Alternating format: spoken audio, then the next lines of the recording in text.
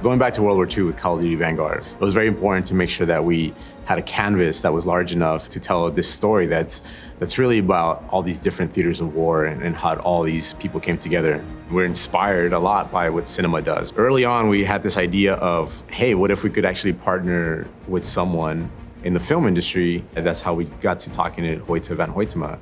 It's allowing us to bring in some of his sensibilities and his philosophies into our format. It just has a very different set of rules and a very different set of sort of philosophies as if you would be making a movie. But what if you would approach this game as if it was a movie? You would start thinking about its concepts and about its colors and about its cameras and about its angles as if you were doing a film. And that is a very different mindset.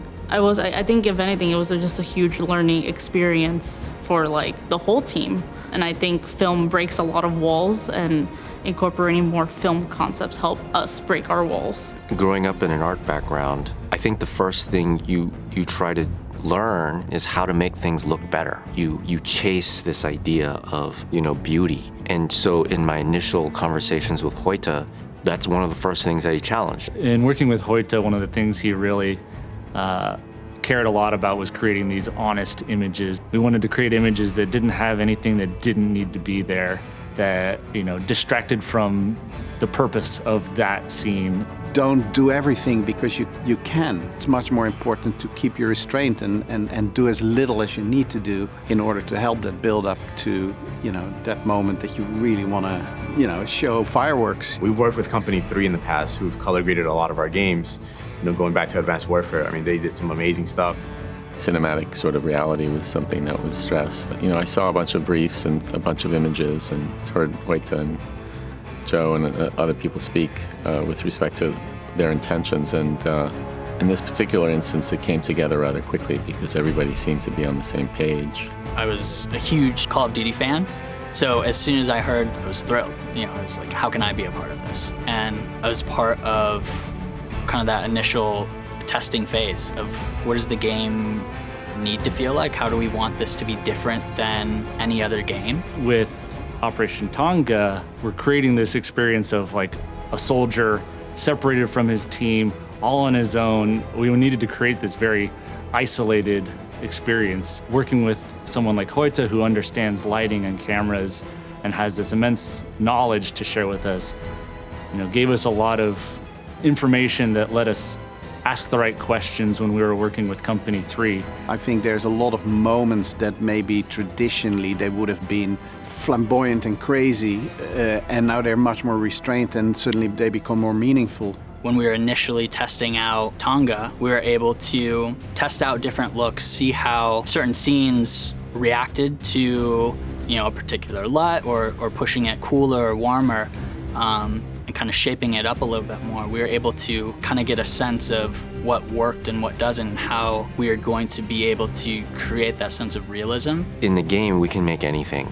It's CG, right? It's computer graphics. So the more you do that, the more that the game feels like a game and it feels like a fantasy. We had a lot of discussions about how can we make things feel more real and how can we make things feel as if they're part of our real world. Sometimes you can create a beautiful sunset, right? Just because you can, but maybe that sunset you should just tone down, make it grayer, make it a little bit more depressing, make it a little bit lesser flashy.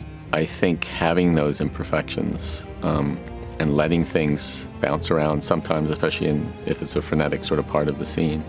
For me, I've learned over the years that, the biggest source of realism is imperfection. And those kind of little choices all over the whole thing, I think they were very important in adding that kind of realism. When we're iterating on cameras, we would have a character performance and the camera would track the character perfectly. It just seemed artificial. And then so what we did was we pretended like there was a camera operator, and that camera operator couldn't keep up with the choreography because the choreography is so fast. We are working in CG. We can put the camera literally anywhere we want, but we wanted to restrain ourselves and put the camera in places that it could actually be put. There are some examples where it does seem like a very intricate camera move, but it it should always be something that could have been done in the real world. The team has these amazing ideas and creative energy, and so it's all about like just heightening that and just giving them more tools and bringing more people into the conversation to push us further, right? I very seldom encountered a group that was just so genuinely enthusiastic about what they were doing. And there's nothing better than, be invited into a creative process like that. And it's really elevating the art direction, the visual aesthetic, the creative direction, right? There's ideas that kind of flow back and forth in between either Parker at Company 3 or Hoyte, and we're all kind of working, trying to shape this thing. From the very beginning, we wanted to achieve a new feeling and a new player, a new dimension for immersion. So with collaborators that we've been able to bring on board to this project, the partnerships, everything we've learned, and everything we've grown as a studio and as creatives, we're excited about what the players can experience on Call of Duty Vanguard.